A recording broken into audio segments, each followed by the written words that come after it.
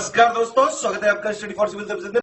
यदि study for civil services के छात्र हैं तो ये वाला टेलीग्राम जरूर ज्वाइन करके रखिए। यूट्यूब चैनल में हमारे साथ है तो भी ये वाला टेलीग्राम ज्वाइन करना बहुत ज्यादा जरूरी है। सारे नोटिफिकेशन, सारे अपडेट, सारे मोस्ट इंपोर्टेंट पिक्स, सारा रिवीजन, सब कुछ यहाँ पे बताया जाता है।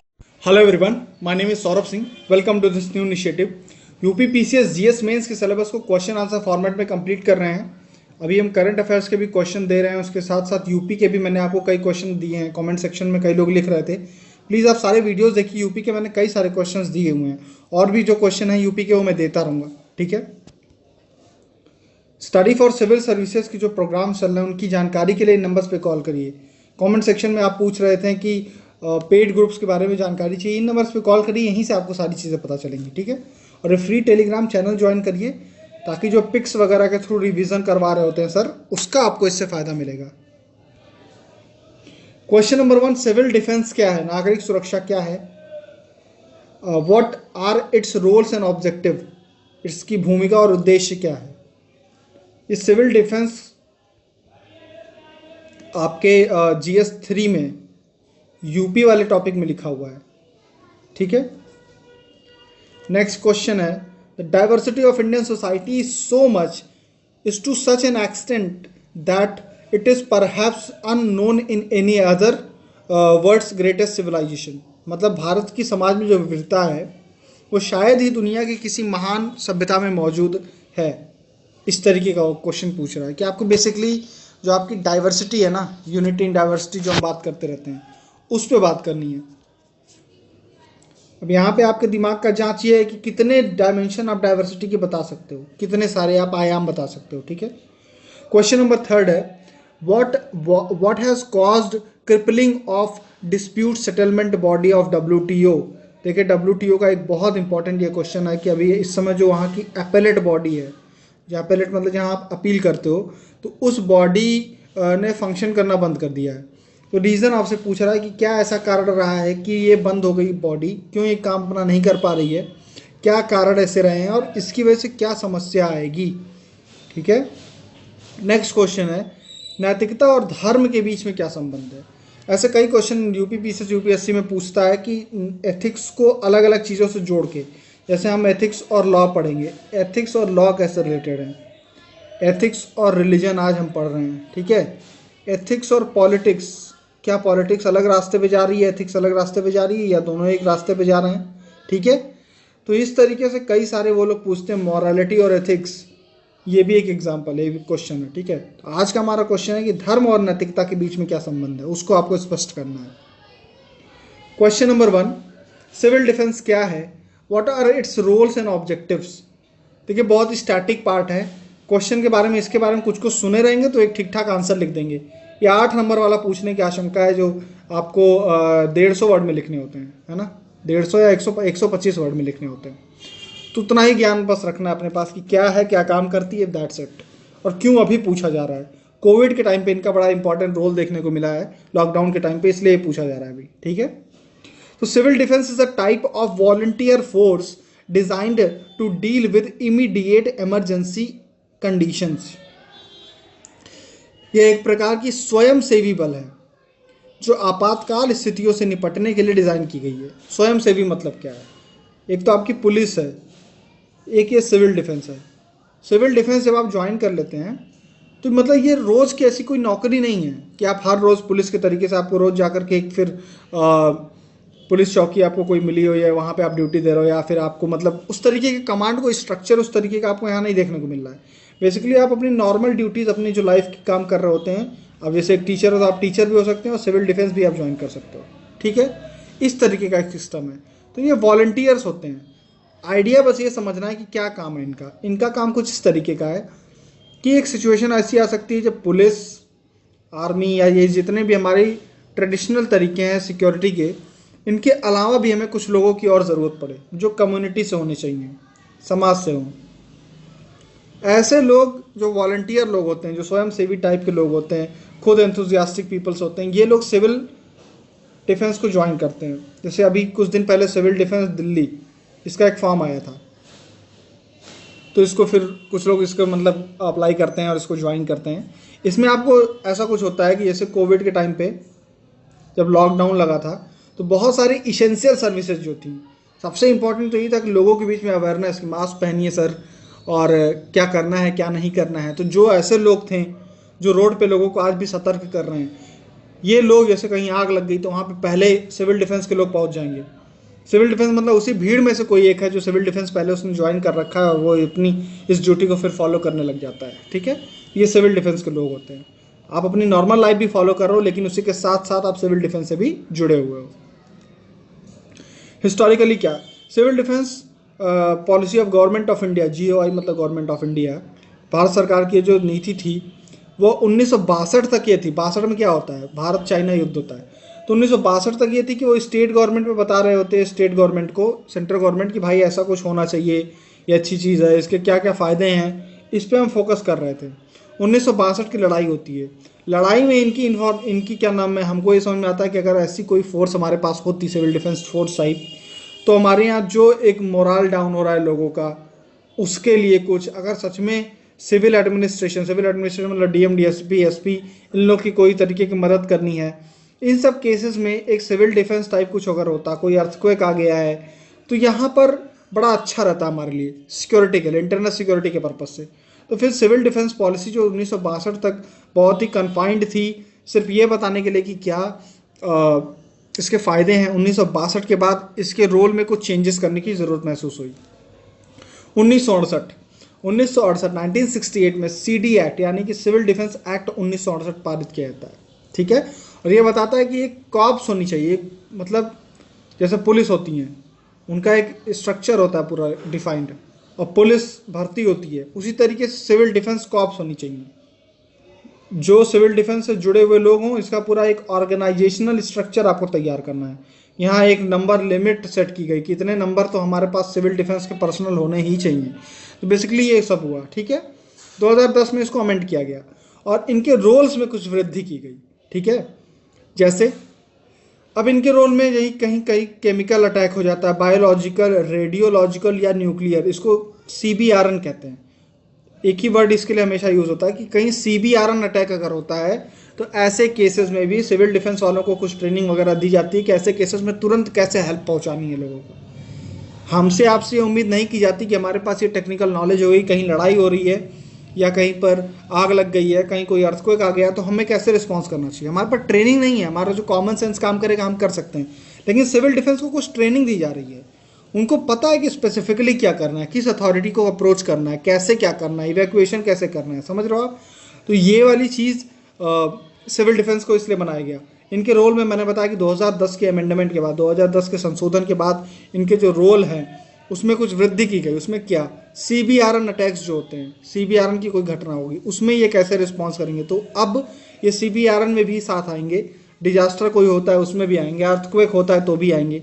यहाँ तक कि एपिडेमिक, कोविड में भी आए थे ना ये लोग, कोविड में भी इनका बहुत इंपॉर्टेंट रोल रहा है। इनका रोल अगर आपको देखना है तो बस ऐसे डालिए, यूट्यूब पे सर्च कर लीजिए कि सिविल डिफेंस का कोविड के टाइम पे कैसे लोग क्या कर रहे थे, तो आपको वीडियो से समझ में आ जाएगा कि ये लोग एक्चुअली क्या करते हैं। ये कोई अलग नहीं है, हम ही आप में से एक है।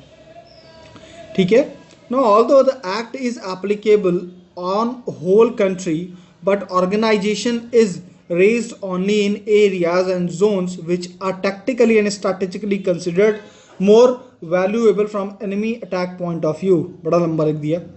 इसमें बेसिकली कहना ये चाह रहा है कि हालांकि ये जो एक्ट है ये पूरे देश में लागू होती है, लेकिन ऐसा नहीं कि हर जगह सिविल डिफेंस बनाए गए हैं।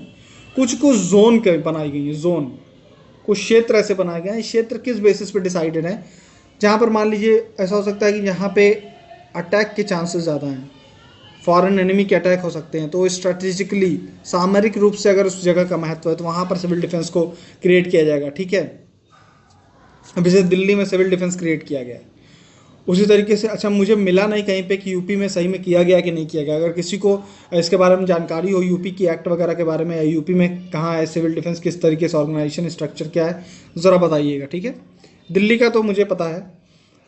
तो इस तरीके से हमने बताया कि जोनिंग में इनको स्थापित किया गया है। अब रोल हम अलग से पढ़ लेते हैं। टू सेव लाइफ, जीवन बचाना है, और मोरल हाई रखना है। लड़ाई हो गई है कहीं तो लोगों का मोरल नहीं डाउन होना चाहिए, लोगों का जो मनोबल है वो ऊंचा रखना है। इनको कोई आपदा आ गई तो वहाँ पर भी मनोबल ऊपर ऊंचा रखना है कि हाँ मदद आ रही है, आपको टेंशन नहीं लेना है। और जो सिर्फ बोली ही नहीं बोलनी है इनको, चूंकि ट्रेनिंग वगैरह मिली हुई है तो वहाँ पे हेल्प वगैरह शुरुआत भी ये कर देंगे, ठीक है। लड़ाई हो जाती है ड्यूरिंग वॉर या इमरजेंसी, तो युद्ध हो गया या कोई आपात स्थिति हो गई, जैसे कोरोना का टाइम पे इनका रोल बड़ा इंपॉर्टेंट हो जाता है। CBRN की हमने बात कर ली। फंडिंग जो इनकी होती है वो सेंटर स्टेट मिल के कर रही होती हैं। सेंटर कुछ जैसे ट्रेनिंग का, कुछ कपड़ा लत्ता, इन सब का खर्चा वर्चा देता रहता है, ठीक है। तो हमने पढ़ लिया सिविल डिफेंस। देखिए बहुत ज़्यादा इसमें जो समझ में आया आया, नहीं आया कोई बात नहीं, इतना याद रखो भाई कि 125 वर्ड लिखना है, बस सीधी बात। एकदम नहीं सुना होता हमने तो कुछ भी नहीं लिख पाते, अभी तो ठीक है फिर भी काम का कुछ लिख देंगे, ठीक है। सिर्फ ये सोच करके एक बार सुन लीजिए, लिख लेंगे। Question number 2, the diversity of India is to such an extent which perhaps unknown in any other of the world's great civilization। कहता है कि इंडिया की जो डाइवर्सिटी हो शायद ही दुनिया की किसी महान सभ्यता में पाई गई हो, ठीक है। बस सिंपल सी बात यह है कि यूनिटी इन डाइवर्सिटी जो हम बोलते आते हैं ना, वही आपको बात करनी है। लेकिन ये पूछ रहा है कि आप कैसे इस चीज़ को प्रूव करोगे कि सच में ऐसी डाइवर्सिटी है जो दुनिया भर में नहीं कहीं पाई जा रही है। उसके लिए फिर आपको डाइवर्सिटी के, विभिन्नताओं के जो हमारे विभिन्न आयाम हैं हमारी विविधता के, वो आपको इनके सामने रखना होगा। तो मेरा ये क्वेश्चन बताने का मतलब ये है कि देखो इस पे आंसर हर कोई लिख सकता है, लेकिन आपको बहुत सारे आयाम सोचने हैं, आपको लाइन वाइज चलना है, ठीक है। तो आप बस GS के पेपर वाइज सोच लो अपना। GS पेपर 1 में क्या क्या है, सोसाइटी है, तो सोसाइटी के हमारे अंदर क्या है, बहुत सारी वो है डाइवर्सिटी है। जोग्राफिकल डाइवर्सिटी इंडिया में, जोग्राफी है ना, हिस्टोरिकल डाइवर्सिटी आपको देखने को मिलेगी। हिस्टोरिकल डाइवर्सिटी कैसे, अब आपको इंडिया में कॉस्मोपॉलिटन लोग भी मिल जाएंगे, इनके लिए धर्म जाति और ये सब कुछ मैटर नहीं करता है। वहीं आपको कुछ ट्राइबल्स भी मिल जाएंगे, वहीं आपको पर्टिकुलरली वल्नरेबल ट्राइबल ग्रुप्स भी मिल जाएंगे जो शायद मोबाइल फ़ोन क्या होता है, आदमी कपड़े कैसे पहनते हैं ये भी नहीं जानते होंगे। तो आपको हिस्ट्री भी अलग अलग तरीके की, अलग अलग मतलब पाषाण काल से लेकर के और अल्ट्रा मॉडर्न लोग भी आपको इंडिया में मिलेंगे। तो ये भी एक डाइवर्सिटी का रूप है, ठीक है। पेपर 1 हो गया। पॉलिटिकल डाइवर्सिटी आपको देखने को मिलती है कि लोगों का पॉलिटिकल एटीट्यूड किस तरीके से अलग है। पॉलिटिकल एटीट्यूड आप लोगों ने पढ़ा होगा जो एथिक्स में। उसके अलावा फिर पेपर 2 में क्या क्या है, फिर आप पेपर 3 में आ जाओगे, इकोनॉमिक डाइवर्सिटी आपको देखने को मिल रही है, ठीक है।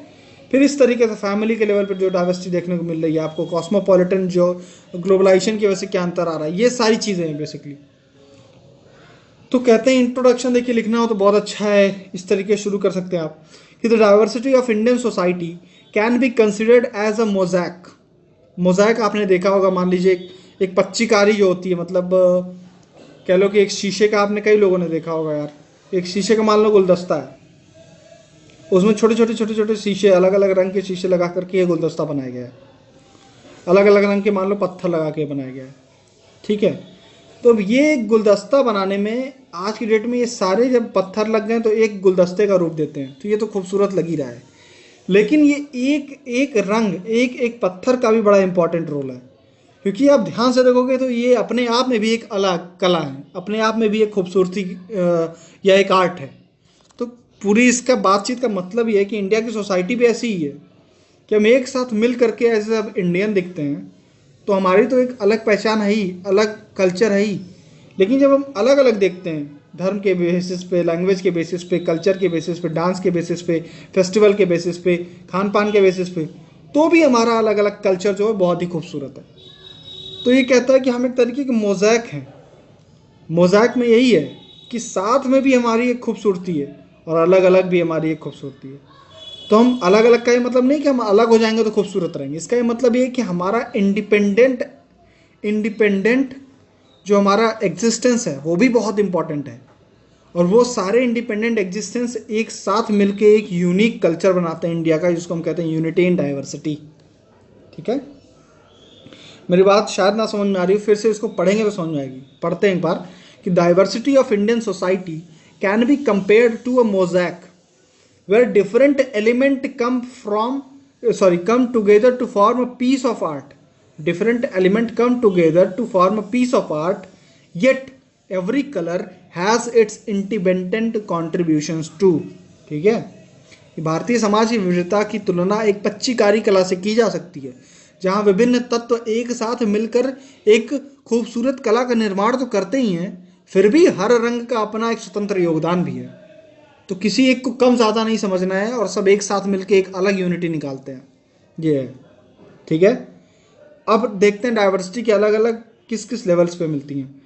Diversity multi religious, Hindu, Muslim, Christian, Sikh, Sikh, and then Buddhism है, जैनिज़्म है, ज़ोरोएस्ट्रियन यानी कि पारसीज।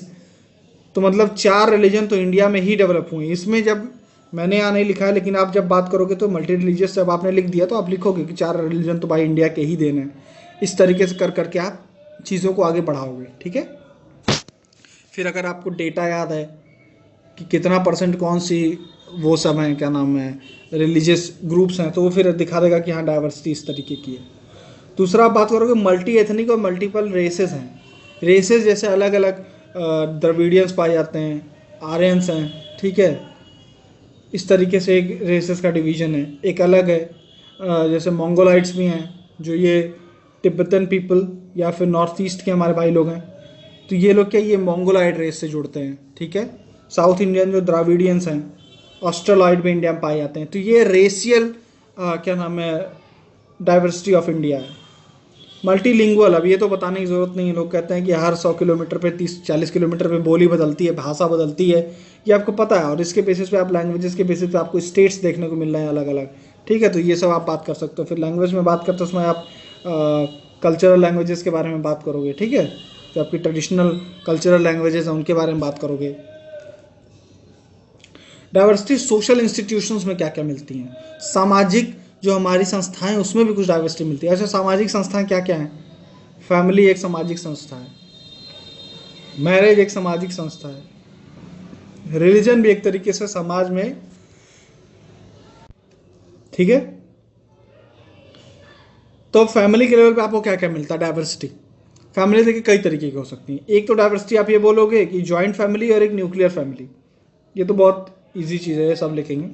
दूसरा आप थोड़ा अलग सोचो कि फैमिली इस तरीके की भी है जो पितृसत्तात्मक है, एक हो सकती है मातृसत्तात्मक हो सकती है, कि पितृ की सत्ता चलेगी या माँ की सत्ता चलेगी। कुछ एग्जाम्पल अगर आपको याद हो तो बताइएगा, ठीक है। इंडिया के कौन से हिस्से में, स्टेट नहीं भी पता चलेगा तो कोई दिक्कत नहीं, मुझे पता है, आप बस स्टेट नहीं आप एरिया बताओ जहाँ पे आपको मातृसत्तात्मक वो मिलता है, परिवार देखने को मिलते हैं, ठीक है। फिर हम बात करते हैं पैट्रिलिनियल है मैट्रिलिनियल। नीलियन मतलब होता है वंश किसके नाम पे चल रहा है, ये तो पिता के नाम पे वंश चल रहा है, पिता वंश कैरी कर रहा है या माता, इस तरीके से नाम की बात हो रही है, ठीक है। लास्ट में पैट्रिलोकल और मैट्रिलोकल। पैट्रिलोकल का क्या मतलब होता है कि शादी के बाद अगर जो लड़का है वो अपने घर पे ही रहे और लड़की जो जिसकी शादी हुई है वो अपना पिता का घर छोड़ के आएगी यहाँ पर दूसरे घर, जो आज की डेट में होता है, तो ये पैट्रिलोकल होता है, ठीक है। अगर मैट्रिलोकल का मतलब क्या होता है कि मान लीजिए लड़का जिसकी शादी हुई वो अपना घर छोड़ करके लड़की के घर जाके रहने लग जाए, मतलब अपने ससुराल में रहने लग जाए, तो इसको आप क्या घर जमाई उमाई जो भी बोलते हो आप, ठीक है, वो वाली चीज़ जो होती है वो मैट्रिलोकल हो जाएगी, ठीक है। तो ये एक तरीके की वेरिएशन आपको देखने को मिलता है। फिर आपको कास्ट के बेसिस पे डाइवर्सिटी देखने को मिलती है, वर्ण के बेसिस पे डाइवर्सिटी देखने को मिलती है, और सेक्ट के बेसिस पे देखने को मिलती है। हिंदुइज्म में भी है, वैष्णविज्म, फिर उसके बाद शैव लोग हैं, तो फिर दुर्गा जी की पूजा करने वाले शक्ति या कुछ इस तरीके से कहते हैं उन लोग को, ठीक है। तो ये अलग अलग डाइवर्सिटी आपको एक पर्टिकुलर रिलीजन के अंदर शिया सुन्नी देखने को मिलेगा, मुस्लिम्स के अंदर। तो ये वाली चीज़ जो सेक्ट है, ये वाली डाइवर्सिटी आपको देखने को मिलेगी। फिर डाइवर्सिटी जोग्राफिकल भी है। जोग्राफिकल क्या है भैया, एक तरफ एक्सट्रीम माउंटेन्स हैं तो एक तरफ एंडलेस सागर है, एक तरफ सबसे नम स्थान मौसिनराम है तो एक तरफ थार की शुष्कता है। तो ये भी तो एक डाइवर्सिटी है इंडिया की, और इसके साथ साथ कल्चर जुड़ा हुआ है, ठीक है। थार का कल्चर, साउथ का कल्चर, ये फूड हैबिट्स इसके साथ जुड़ी हुई हैं, फूड हैबिट्स जुड़ी हुई हैं, लिविंग हैबिट जुड़ी हुई हैं, ठीक है। पहनावा जुड़ा हुआ है कि राजस्थान थार में उनको क्या पहनना है, साउथ इंडिया में क्यों ऐसे कपड़े पहनने हैं, क्यों नॉर्थ इंडिया में वो बड़ी बड़ी शॉल और उस तरीके का गाउन वो कश्मीर में ओढ़े हुए आपको दिखते हैं, और नॉर्थ ईस्ट का फिर इस तरीके से। तो ये एक कल्चरल डाइवर्सिटी को क्रिएट करती है ज्योग्राफी भी, ठीक है। फिर हम बात करते हैं फूड और क्यूजीन की। फूड की बात हमने कर ली, भोजन की विविधता। फिर लास्ट में आप बात कर सकते हो कि क्या चैलेंजेस हैं आज की डेट में। देखिए, एक तो होता है चेंज, ग्लोबलाइजेशन को चेंज कर रहा है, मॉडर्नाइजेशन चेंज कर रहा है, वेस्टर्नाइजेशन एक चैलेंज हो जा रहा है। वेस्टर्नाइजेशन और मॉडर्नाइजेशन में अंतर है। वेस्टर्नाइजेशन का मतलब पश्चिम की आंख मूंद करके सिर्फ आप अगर पूजा कर रहे हो, डायरेक्टली उसको फॉलो कर रहे हो, तो ये वेस्टर्नाइजेशन है। इसमें दिक्कत क्या है कि आप अपने कल्चर को कहीं ना कहीं इन्फीरियर मानने लग जाते हो और वेस्ट को सुपीरियर मानने लग जाते हो। ये गलत है। आप मॉडर्नाइजेशन की तरफ बढ़ो, सही है। मॉडर्नाइजेशन में आप परखते हो चीज़ों को, वेस्ट से कोई चीज़ आई आप परखो और उसके बेसिस पे अपने कल्चर को जोड़ो और उसके साथ साथ नई सिंथेसिस करो। अब KFC आया इंडिया में या बर्गर किंग आया तो फिर नवरात्रि के टाइम पे उनको हो सकता है कि कहीं ये नॉनवेज वगैरह खाना बेचना बंद करना पड़े, या हो सकता है वो ना बेचें, खुद से ना बेचें। ये क्या है? ये वेस्टर्नाइजेशन है, ये मॉडर्नाइजेशन है। क्यों? क्योंकि एक मॉडर्न कॉन्सेप्ट जो था, आपका कल्चर भी इक्वल है, हमारा कल्चर भी इक्वल है, तो दोनों कल्चर की इक्वालिटी को नापते हुए हमारे कल्चरल वैल्यूज़ को आपको रिस्पेक्ट करना पड़ेगा। तो इस बेसिस पे जो हम चल रहे हैं ये मॉडर्नाइजेशन है। तो आप ये चैलेंजेस बहुत सारे लिख सकते हो आप, ग्लोबलाइजेशन से, मॉडर्नाइजेशन से, वेस्टर्नाइजेशन से क्या चेंजेस आ रहे हैं ये लिखोगे आप, ठीक है। तो ये है सोसाइटी में क्या क्या और चेंजेस आ रहे हैं। जैसे रेडिकलाइजेशन बढ़ रहा है, टेररिज्म, ठीक है, आतंकवाद है, ध्रुवीकरण है, पोलराइजेशन जिसको आप कहते हो। फिर इस तरीके से आप बताओगे कि ये डाइवर्सिटी को हमारे चैलेंजेस कर रहे हैं क्रिएट, ठीक है। Question number 3, what has caused crippling of dispute settlement body of WTO, what are its implications? विश्व व्यापार संगठन के विवाद निपटान निकाय के अपंग होने के क्या कारण है? बेसिकली डिस्प्यूट सेटलमेंट बॉडी और उसके सबसे इंपॉर्टेंट जो बॉडी सच में जो काम करना बंद कर चुकी है वो एपेलेट बॉडी है। एपेलेट मतलब जहां आप अपील करते हो, ठीक है। Infuriated by WTO dispute settlement body, United States has taken several steps which has crippled appellate body. WTO के विवाद निपटान निकाय जो भी हैं उससे नाराज होकर के अमेरिका ने कई ऐसे स्टेप्स अपनाए हैं जिन्होंने अपीलीय निकाय को एक तरीके से अपंग कर दिया है। अभी यहाँ पे आपको पता होना चाहिए दो चीज़ें कि भाई अमेरिका इतना नाराज़ क्यों है, और दूसरा कि उसने फिर स्टेप्स क्या लिए, नाराज़गी के कारण क्या है, क्यों नाराज़ है अमेरिका। पहला, ट्रेड वॉर चल रहा था यूएस और चाइना में, तो यूएस ने कई सारे वो लगाए ट्रेड सैंक्शंस, मतलब व्यापार के ऊपर लगने वाली कई सारी बाधाएं लगा दी। उसमें क्या लगा सकते हैं आप? टैरिफ लगा सकते हो, मनमाने टैरिफ लगा दिया। इंपोर्ट करना है चाइना से ये सामान तो इतना टैक्स देना पड़ेगा, ये करना पड़ेगा, वो करना पड़ेगा, मनमाने। WTO में गया मामला, WTO ने चाइना के पक्ष में कुछ सुना दिया मामला, इससे हुआ नाराज यूएस से। पहली चीज़, ट्रेड वॉर में सपोर्ट नहीं मिला उसको WTO का, ठीक है। दूसरा क्या, WTO में एक नियम है कि आपके जब हम अपील कर रहे हैं अपीलेट बॉडी में, तो आपको 90 दिन के अंदर उसका निपटान करना है। WTO ने 90 दिन के अंदर शायद नहीं किया, इसीलिए यूएस ने जब अपना जवाब दिया था तो उसमें ये भी बोला था कि WTO तो 90 दिन के अंदर करने में ही सक्सेसफुल नहीं रहा, तो किस तरीके की बॉडी है, उसी की एफिकेसी पे इसने सवाल उठा दिया। तो पहला हमने देखा कि ट्रेड वॉर वाला पॉइंट है, दूसरा 90 दिन वाला, तो ये तो बहाना ही है, ठीक है। और इन सब को देखते हुए उसने फिर जैसा हमेशा करता आया है, कई सारे ऐसे यूनेस्को को उसने बताया था कि वो अमेरिका और इजराइल के इंटरेस्ट के खिलाफ जा रहा है, इसलिए यूनेस्को छोड़ दिया, पेरिस डील छोड़ने को तैयार। फिर उसके बाद अभी आप ये देख रहे हो कि WTO के अपीलेट बॉडी में उसने सपोर्ट करना बंद कर दिया।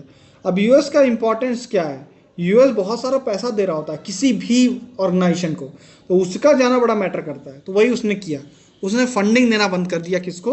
अपीलेट बॉडी को। दूसरा, यूएस के पास एक वीटो पावर है। वीटो पावर किस चीज़ में? अपॉइंटमेंट ऑफ जजेस को। जजेस कहाँ अपॉइंटमेंट होते हैं? अपीलेट बॉडी में, जो अपील करने वाली बॉडी। अभी हम ध्यान से पढ़ेंगे है क्या, अपील बॉडी कहाँ है। अपीलेट बॉडी में 7 जज होते हैं, तो इनके जो अपॉइंटमेंट है वहाँ पे उसने वीटो लगा दिया और इसकी वजह से इनका अपॉइंटमेंट हो ही नहीं पा रहा है। अब चूंकि 7 से कम होते होते आज की डेट में 1 लोग बचे हैं, 6 लोग खाली है, 6 सीट, अब अपॉइंटमेंट हो ही नहीं पा रही, तो कहाँ से काम करेगा? 1 लोग थोड़ी जजमेंट करेंगे, ये दिक्कत आ रही है। तो अभी तक हमने पढ़ा यूएस क्यों नाराज है और क्या कर रहा है, पैसा नहीं दे रहा है और जज को अपॉइंटमेंट नहीं होने दे रहा है, और क्यों नहीं कर रहा है ये हमने पढ़ा। तो WTO डिस्प्यूट सेटलमेंट बॉडी क्या होती है अब हम पढ़ते हैं। जैसे मान लीजिए 2 कंट्रीज़ को आपस में समस्या, यूएस और इंडिया को, ये वहाँ पर गए तो वहाँ पे एक पैनल बनाया जाएगा। वो पैनल क्या करेगा कि सच में देखेगा आपका कि ये सच में क्या इशू है। अमेरिका अपनी बात रखेगा, इंडिया अपनी बात रखेगा, पैनल पूरा जाँच वाँच कर करके एक रिपोर्ट देगा। अब इस रिपोर्ट के बेसिस पे या तो आप इन दोनों लोग कंट्री में से कोई मान ले, एक कोई हारेगा एक जीतेगा, तो या तो आप इसको मान लो, लेकिन यहाँ पे आदमी रुकता नहीं, वो क्या करता है, वो अपील करता है। और जो अपील करता है वही है अपीलेट बॉडी ऑफ WTO, उसी की हम अभी बात कर रहे हैं। ये जो अपीलेट बॉडी है ना, इसमें 7 मेंबर्स हैं, 7 जज हैं, जो परमानेंट बॉडी है, हमेशा ये लोग रहते हैं। आज की डेट में 6 तो अपॉइंटमेंट हो ही नहीं पा रहा है, 6 का, ये दिक्कत आ रही है। फिर से इसको पढ़ लेते हैं। WTO की सेटलमेंट बॉडी जो है वो सदस्यों के बीच व्यापार विवादों को हल करने के लिए एक तंत्र है, ठीक है। उरुग्वे नेगोशिएशंस की देन है कि यहाँ पे डिस्प्यूट सेटलमेंट बॉडी बनी हुई है, ठीक है। उरुग्वे नेगोशिएशंस की देन है। Now cases are heard before dispute settlement panel, मैंने बताया ना पैनल बनाया जाएगा, इस्टेब्लिश फॉर ईच डिस्प्यूट, हर डिस्प्यूट के लिए एक पैनल बनाया जाएगा। पैनल अपनी रिपोर्ट देगा, रिपोर्ट को आप या तो मान लो या अपील करो। अपील कहाँ करोगे? अपीलेट बॉडी में, ठीक है, अपीलीय निकाय में करोगे। उसमें 7 सदस्य हैं। 7 सदस्य जो हैं यहाँ पर फिर से ये लोग रिपोर्ट देखते हैं किसकी? उस पैनल की, और उसके हिसाब से अपना फिर ये लोग डिसीजन सुनाएंगे, ठीक है। हुआ क्या? अच्छा, अपीलेट बॉडी कहाँ भी है? जिनेवा में बैठती है। 90 दिन का डेडलाइन हमने बताया, 90 दिन की समय सीमा है कि पैनल की जो रिपोर्ट के खिलाफ अपील हुई 90 दिन में आपको उसका निस्तारण करना ही करना है, ठीक है। फिर आता है upon completion of panel process, जब ये पैनल का प्रोसेस कंप्लीट हो जाएगा, या फिर अपीलेट बॉडी, जैसे मैंने बताया कि आपको या तो पैनल की बात मानना है या अपीलेट बॉडी का, तो अपीलेट बॉडी का जब पैनल कंप्लीट हो जाएगा तो जो डिस्प्यूट सेटलमेंट बॉडी है वो एक रिजोल्यूशन अडॉप्ट करेगी। क्या इन दो कंट्री का ये डिस्प्यूट था और ये वाला इनका डिसीजन आया है, पैनल ने या अपीलेट बॉडी ने ये डिसीजन दिया और हम सब लोग मिलकर के इसको पारित करते हैं। ये पारित करने का मतलब यही है कि अब हम इस डिसीजन को इन्फोर्स कराएंगे। यहां पर आप मना नहीं कर सकते, नहीं तो आपके ऊपर सैंक्शन लगेंगी, ठीक है। ये परमानेंट कोर्ट ऑफ आर्बिट्रेशन नहीं है जैसे चाइना ने मना कर दिया कि हम नहीं मानेंगे। यहां पर नहीं करने का मतलब एक सैंक्शन लगाएगा। ये लास्ट में पैनल का डिसीजन आने के बाद डिस्प्यूट सेटलमेंट बॉडी इस रिजोल्यूशन को अडॉप्ट इसीलिए कर रही है। इसका उद्देश्य ही यही है कि मेंबर गवर्नमेंट जो है इसको लीगली बाइंडिंग उनके ऊपर बना दिया जाए कि जो भी ये फैसला आया है, पहले पैनल पे तो मानना ही नहीं था, पैनल के खिलाफ आप गए अपीलेट बोर्ड में, अपीलेट बोर्ड ने जो दिया अब उसको तो मानना ही पड़ेगा, ठीक है। ये आ गया। अब इम्पैक्ट इसका क्या करेगा? इम्पैक्ट वही करेगा जो ये बॉडी सही थी, तो जिस चीज़ से उसको बचाने के लिए बनी थी। किस चीज़ के लिए बचाने के लिए बनी थी? क्या करने के लिए बनी थी? ये बनी थी स्टेबिलिटी और प्रिडिक्टेबिलिटी के लिए। स्थिरता और मतलब प्रिडिक्टेबल, जिसकी आप जो आशा कर सकते हैं या जो आपको समझ में आ रहा हो कि हाँ ऐसा ही होना चाहिए, ठीक है। इस तरीके का कोई सिस्टम होना था कि ट्रेड सिस्टम जो है, ग्लोबली जो ट्रेड सिस्टम होता है वो स्टेबल होना चाहिए था और प्रोडेक्टेबल होना चाहिए था। ऐसा नहीं कि कोई कंट्री अपनी नियम कानून आ जाए आज बदल दे, कि उधर से अमेरिका उसको जहाज चली और यहाँ इंडिया आते आते नियम बदल गया, ये सब नहीं। ट्रेड सिस्टम प्रेडिक्टेबल होना चाहिए था। तो जब डिस्प्यूट सेटलमेंट बॉडी नहीं है तो आपका पॉइंट क्या होगा कि ट्रेड सिस्टम क्या हो गया? इनस्टेबल और अनप्रेडिक्टेबल बन गया है, अस्थिर और अप्रत्याशित बन गया है। प्रोटेक्शनिज्म और बढ़ जाएगा, संरक्षणवाद और बढ़ेगा। क्यों? क्योंकि अब सबको पता है कि दो कंट्रीज के बीच में डिस्प्यूट होगा तो कोई बीच में मंडवाली करने वाला है ही नहीं भाई। फिर क्या करना है कि अपना अपना देख हर कंट्री, ठीक है। कोविड के बाद तो दुनिया को और एक साथ आने की जरूरत थी, पूरी दुनिया की अर्थव्यवस्था चरमरा गई है, और ऐसे केस में आप फिर से अगर ऐसी बॉडीज को ही खत्म कर दोगे तो फिर ग्लोबल ट्रेड को तो और धक्का ही पहुंचेगा, ठीक है। ये कुछ पॉइंट्स हो गए। फिर आप लिखोगे एज अ कंटिजेंसी मेजर, एक आकस्मिक उपाय के रूप में कई सदस्यों ने एक तरीके का टेम्पररी व्यवस्था खोज ली है। टेम्पररी व्यवस्था क्या खोज ली है? उन्होंने कुछ बनाया है जिसका नाम है multi party interim arbitration appeal agreement, ठीक है। मल्टी पार्टी है मतलब कई कंट्रीज मिलकर बना रही हैं, इंटरिम है मतलब स्थायी रूप से नहीं है अभी, ठीक है, और अंतरिम रूप से अपील करने के लिए आर्बिट्रेशन एग्रीमेंट, ये है। तुम्हें बेसिकली सीधी बात इतनी समझनी है कि जब तक वो अपीलेट बॉडी काम नहीं कर रही है तब तक कंट्रीज़ ने WTO के अंदर ही कुछ एक इनफॉर्मल व्यवस्था खोज ली है, ठीक है। इनफॉर्मल व्यवस्था क्या कि तब तक इसके थ्रू हम अपने आपसी समझ, आपसी सूझबूझ के थ्रू अपने डिस्प्यूट्स को ख़त्म करने की कोशिश करेंगे जब तक अपीलेट बॉडी काम नहीं कर रही है। तो लॉन्ग टर्म आपका रिफॉर्म करने की ज़रूरत है WTO में, अपीलेट बॉडी में चेंजेस करने की ज़रूरत है, और इस तरीके की कोई व्यवस्था नहीं करने की ज़रूरत है कि कोई एक कंट्री मिलकर के पूरी दुनिया की बैंड बजा दे जैसा अभी US कर रहा है, ठीक है। तो इस तरीके से आप एक पॉइंट ये आंसर लिख सकते हो।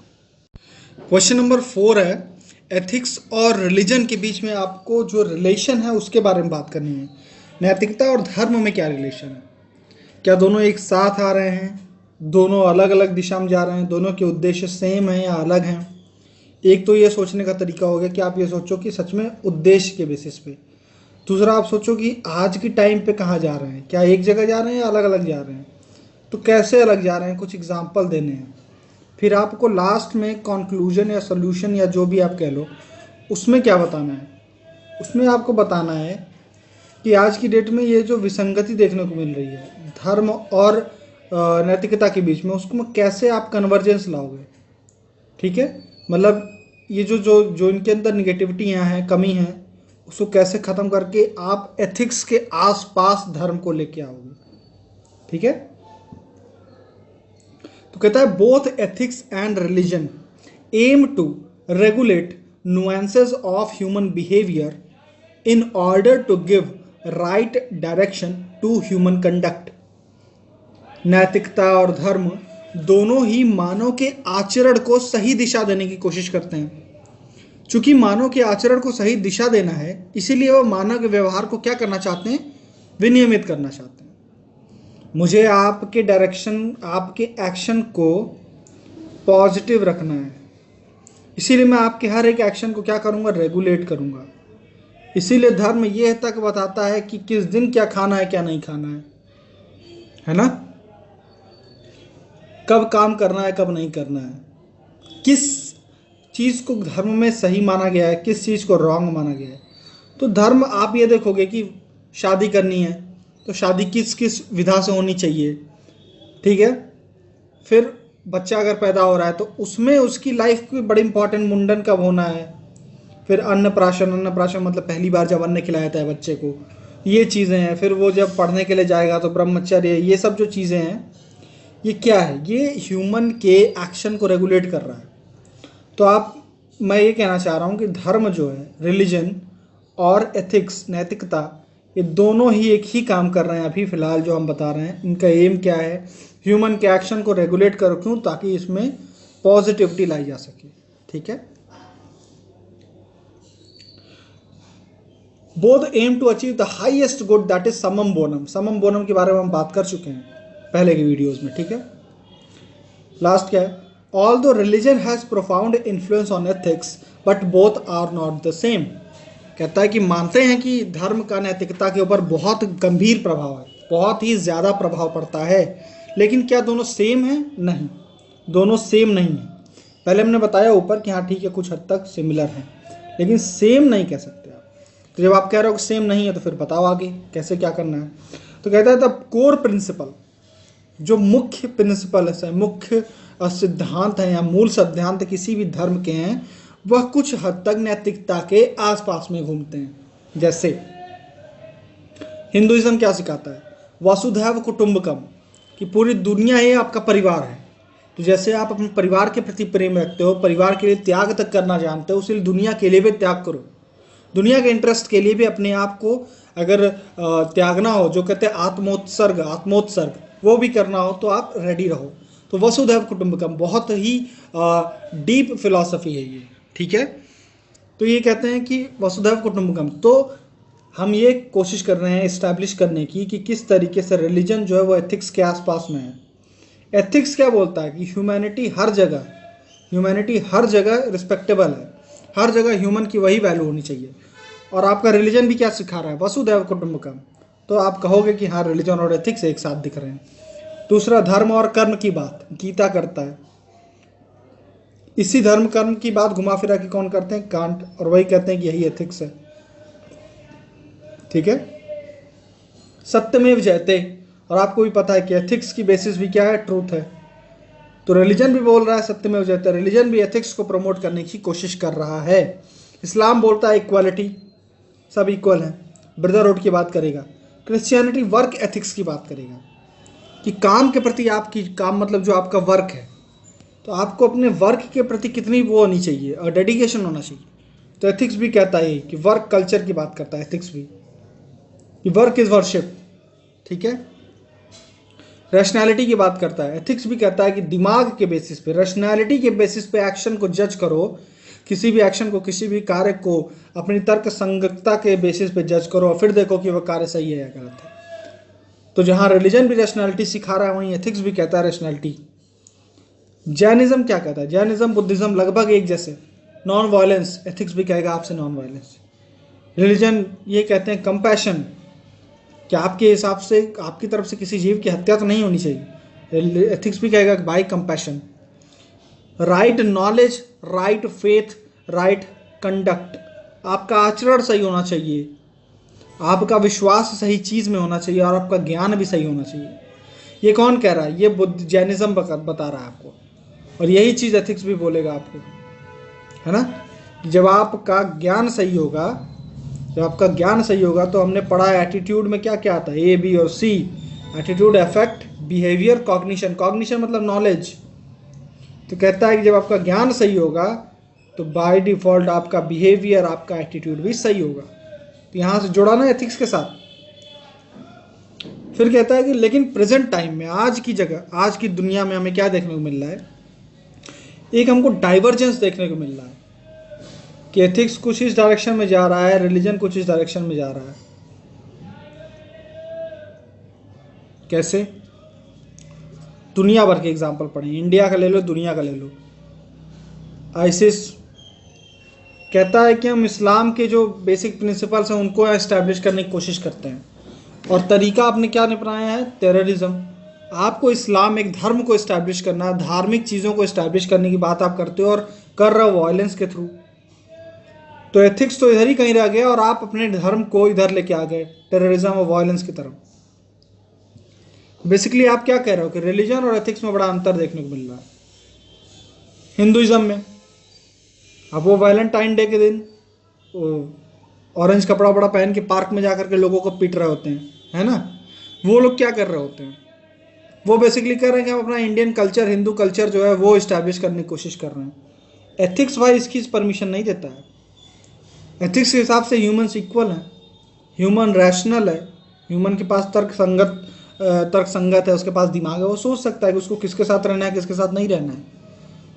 तो आपने ये जो रिलीजन के बेसिस पे आप रिलीजन की गलत आइडियोलॉजी प्रोपोगेट कर रहे हो, ये वो कह रहा है कि इसलिए एथिक्स और रिलीजन अलग अलग जा रहे हैं। आप जालीकट्टू की बात करते हो, आप कहते हो कि हमारा रिलीजियस राइट है एक तरीके का, या रिलीजियस प्रैक्टिसेस हमारी नहीं है ऐसी। लेकिन आप एनिमल राइट की बात तो सोचो, उस जानवर की भी तो मतलब शुरुआत में आपके धर्म से पहले वो जानवर तो फ्री रहता होगा, तो उसकी राइट्स का क्या? इतनी जनरेशन जो उसके साथ गलत किया उसका क्या? तो उस जानवर के साथ एनिमल राइट का क्या मतलब है? क्या ह्यूमन की वैल्यू इतनी इंपॉर्टेंट है कि एनिमल की वैल्यू बिल्कुल नहीं है? तो ये एथिक्स क्वेश्चन ये करेगा कि रिलीजन किस हद तक दूसरों की वैल्यूज़ को, दूसरों की राइट्स को रिस्पेक्ट करना चाहिए, नहीं करना चाहिए। रिलीजन की भी तो एक लिमिट होनी चाहिए।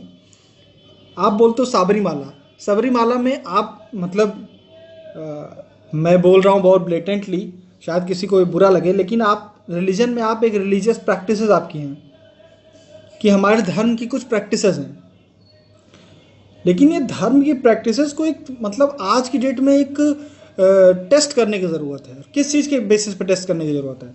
मॉडर्न वैल्यूज़ के बेसिस पे चेक करने की ज़रूरत है, साइंस के बेसिस पे चेक करने की ज़रूरत है, रैशनैलिटी के बेसिस पे चेक करने की ज़रूरत है। जस्ट बिकॉज कोई कुछ कह रहा है कि ये प्रैक्टिस चलती आई है इसलिए इसको नहीं मानने की ज़रूरत है। आपका लॉजिक क्या है कि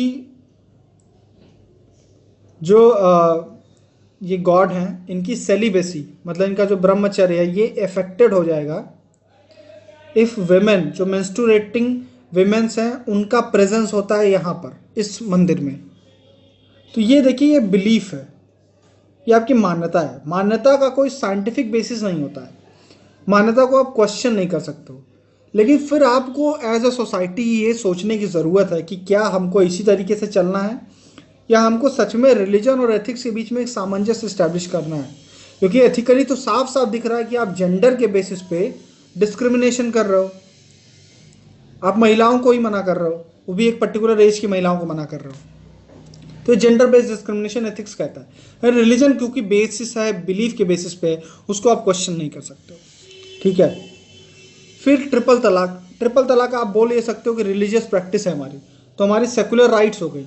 लेकिन फिर सुप्रीम कोर्ट आता है और कहता है कि देखिए भाई, हम एक तरीके का टेस्ट करेंगे। उस टेस्ट का नाम है इसेंशियल रिलीजियस प्रैक्टिसेस।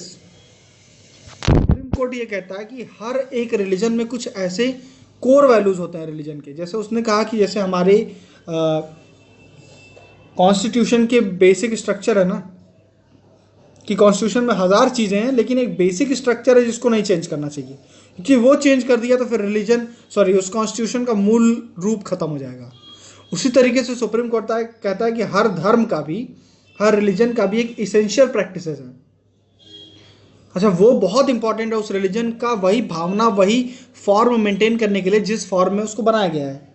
लेकिन कुछ नॉन इसेंशियल प्रैक्टिसेस भी हैं जो ना भी रहें तो उस रिलीजन के एग्जिस्टेंस पे कोई असर नहीं पड़ता है, या उस रिलीजन की वैल्यूज पे कोई असर नहीं पड़ता है। तो सुप्रीम कोर्ट के हिसाब से ये जो ट्रिपल तलाक है, ये नॉन इसेंशियल प्रैक्टिस था। ये रिलीजन से डायरेक्टली कोई रिलेटेड नहीं था, बल्कि ये तो जेंडर बेस्ड डिस्क्रिमिनेशन था, जिसमें मेल को ज़्यादा पावर दी गई और फीमेल को कम।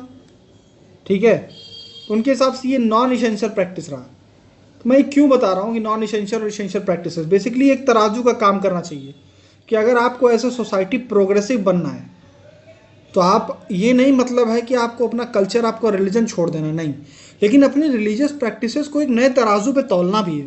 वो तराजू क्या है? Progressiveness, modern values, democracy.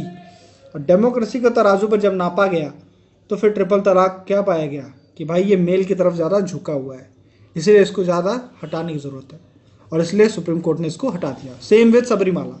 ठीक है, तो हम ये कह रहे हैं कि पहले हमको क्या देखता था कि रिलीजन और एथिक्स लगभग एक साथ चल रहे थे, फिर हमको ये देखने को मिला कि हाँ, कुछ रिलीजियस वैल्यूज़ ऐसी हैं जो एथिक्स के साथ साथ चलती हैं। फिर हमने ये पढ़ा कि ये हम भी देख रहे हैं कि रिलीजन इधर जा रहा है और एथिक्स इधर जा रहा है। उसके कुछ हमने एग्जाम्पल पढ़नी है, जालीकट्टू, सबरीमाला, ट्रिपल तलाक, कास्ट बेस्ड डिस्क्रिमिनेशन, कि टेम्पल एंट्री को नहीं करने देंगे। टेम्पल एंट्री मूवमेंट में विमेन वाली बात नहीं कर रहा हूँ, जो इससे पहले अनटचेबल्स को नहीं, और शेड्यूल कास्ट, शेड्यूल ट्राइब वाले मंदिर में नहीं जा सकते थे, तो टेम्पल एंट्री मूवमेंट आप लोग पढ़ते हैं। ठीक है, वो सब क्या है? ये रिलीजन और एथिक्स अलग अलग दिशा में जा रहे हैं। ठीक है, कल्चरल पुलिसिंग के बारे में हमने पढ़ा है, वो वैलेंटाइन डे के दिन जो भगवा पहन के घूमते हैं भाई लोग, उनका। फिर क्या है? इसलिए एक तरीके का रिफ्ट दिख रहा है, खाई दिख रही है हमको, एक दरार है, धर्म अलग जा रहा है, नैतिकता अलग जा रही है। क्या इसी एम से बनाया गया था इन दोनों को? नहीं, ऐसा नहीं था, दोनों एक साथ चलने के लिए, बल्कि ऐसा बनाया गया था कि एक दूसरे को इन्फोर्स करें, रिलीजन एथिक्स को प्रमोट करे, एथिक्स रिलीजन को प्रमोट करे, इस तरीके का कुछ। ठीक है, क्यों हो रहा है ऐसा? हमने पढ़ लिया, ठीक है, खाई बन चुकी है, तो आपको ये पता होना चाहिए कि ऐसा हो क्यों रहा है। ठीक है, नैरो अंडरस्टैंडिंग ऑफ रिलीजन, धर्म की जो बेसिक फिलॉसफी है उसकी हमको जानकारी होने ही नहीं देते हैं। पुराने टाइम पे कैसे नहीं होने देते थे? पुराने टाइम पे क्या कहते थे कि ये सिर्फ ब्राह्मण लोग जो हैं वही धार्मिक चीज़ों को पढ़ सकते हैं, वही उसका इंटरप्रिटेशन कर सकते हैं। तो आपको जब कई हज़ार साल तक ये राइट ही नहीं दिया गया कि आप इसका इंटरप्रिटेशन कर सको, तो जाहिर सी बात है कि जो जिस तरीके से बताएगा आप उस तरीके से मानोगे। वो मीडिया वाली हालत हो गई कि आज की डेट में वो DNA वगैरह आता है ना, और ऐसे कई चैनल्स हैं, वो बैठ के पूरा आपको याद कराते हैं कि ये घटना है, ऐसा हुआ है, और आपको लास्ट में कंक्लूजन भी वो बताते हैं। मतलब न्यूज़ नहीं दे रहे हैं, वो पूरा पिला रहे हैं आपको, ये पॉइंट है, ये पॉइंट है, ये कंक्लूजन है, यही कंक्लूजन आप ड्रॉ करिए। और over a period of time society को फिर वो क्या कर सकते हैं?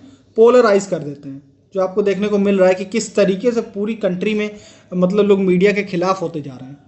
ये एक सेंटिमेंट दिखा रहा है पब्लिक लोगों का कि वो कितना ऊब चुका है मीडिया हाउसेस से। तो वही पहले होता था, अलग फॉर्म में होता था कि ब्राह्मण लोग जो थे वो इस चीज़ को, राइट को मेंटेन करके रखते थे कि चूँकि कल्चरल और जो स्क्रिप्ट्स हैं, वेदास हैं, वो खुद पढ़ेंगे और वही उसका इंटरप्रिटेशन देंगे। तो हुआ क्या कि उन लोगों ने जैसा बताया वो ऐसा लोगों ने माना, और उसकी वजह से डिस्क्रिमिनेशन प्रमोट होने लग गया। ठीक है,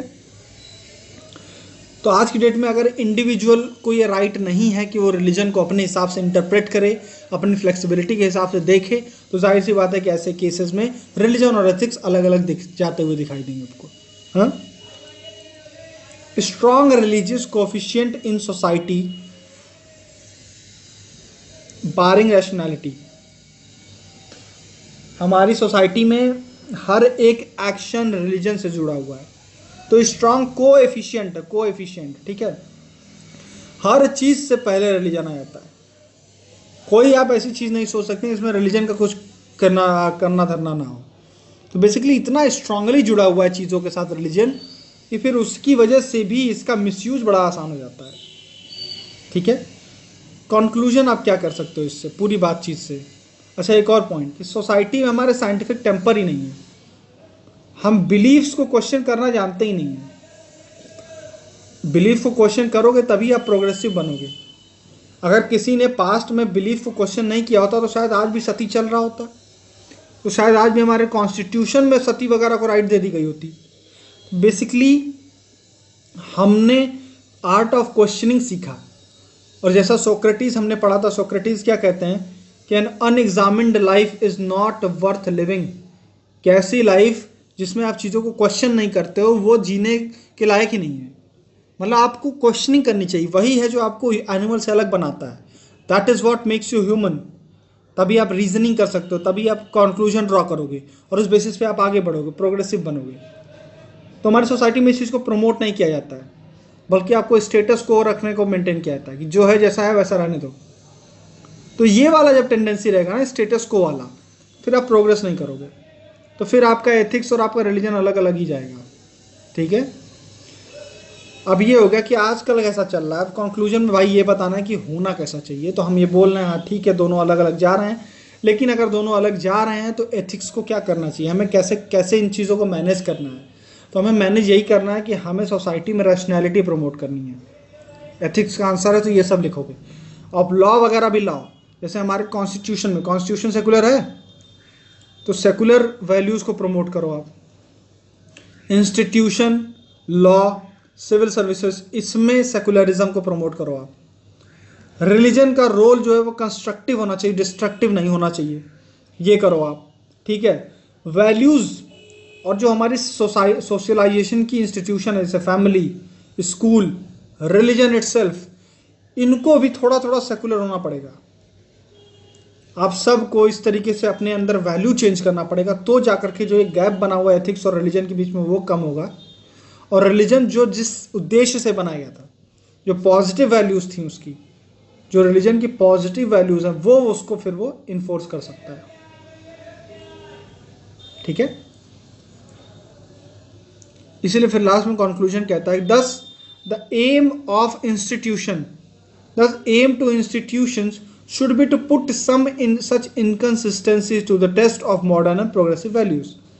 इसलिए रिलीजन और एथिक्स का काम यही होना चाहिए कि जो इनकंसिस्टेंट अनडेमोक्रेटिक वैल्यूज़ हमारी सोसाइटी में प्रिवेल कर रही हैं उसको आप टेस्ट करो आज के टाइम के हिसाब से, आज की मॉडर्न वैल्यूज़ के हिसाब से, और वो गलत हैं तो उनको हटाओ और सही है तो उनको रहने दो। ठीक है, और इस तरीके से आप ये गैप बिटवीन एथिक्स और रिलीजन को ख़त्म कर सकते हो।